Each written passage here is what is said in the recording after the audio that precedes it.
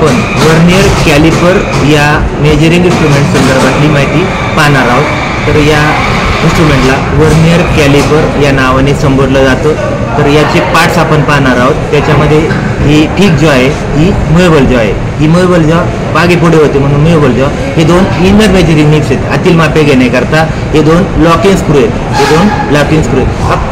Fine ॲडजस्टिंग screw आहे, हा fine. याच्यानंतर ही थंब लिव्हर आहे, या ठिकाणी अंगठा लावून ही मुव्हेबल जॉ मागे पुढे करता येते। हे डेप्थ गेज आहे, हे खोलीचं मापन करण्याकरता डेप्थ गेज। याला बीम बोललं जातं। या बीमवर मेन स्केलचं मार्किंग केलं जातं।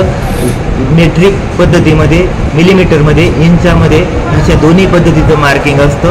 त्याच्यानंतर ह्या स्लायडिंग कॅरियरवर वरच्या बाजूला इंचाचं वर्नियर स्केल आहे, खालच्या बाजूला मेट्रिक पद्धतीचं वर्नियर स्केल आहे।